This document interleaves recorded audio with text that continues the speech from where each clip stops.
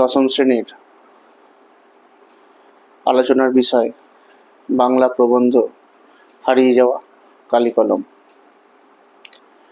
হারিয়ে যাওয়া কালিকলম প্রবন্ধটি লিখেছেন প্রাবন্ধিক নিখিল সরকার, যিনি শ্রীপান্ত ছদ্মনামে পরিচিত।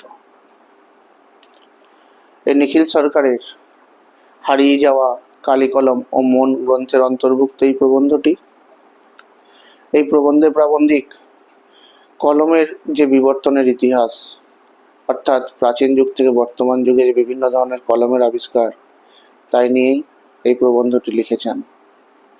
সুমেরীয়দের নলখাগড়া, ফিনিশীয়দের হার, চীনাদের তুলির হাত ধরে এই কলমের জন্ম হয়েছিল খ্রিস্টের জন্মের অনেক আগেই। এই কলমকে অনেক সময় হত্যাকারী হিসেবেও ব্যবহার করা হয়েছে, যেমন ব্যবহার করেছিলেন জুলিয়াস সিজার কাসকাকে হত্যা করার সময়।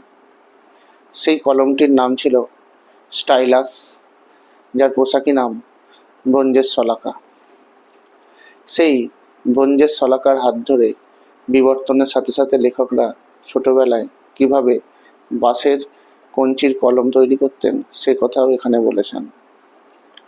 লেখকরা বলেছেন তাদের ছোটবেলায় এই কালি তৈরি এবং দোয়াত ও কলম সম্পর্কিত যা কিছু বিষয় সব কিছুই ছিল একটা ছোটোখাটো অনুষ্ঠানের মতো।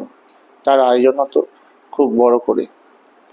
লেখকরা রান্নার কড়াইয়ের তলার কালিকে লাউ পাতা দিয়ে তুলে খুন্তিকে গরম করে জলের মধ্যে সেই খুন্তির ছ্যাঁকা দিয়ে জলকে কালির সঙ্গে গুলে কলম তৈরি করতেন।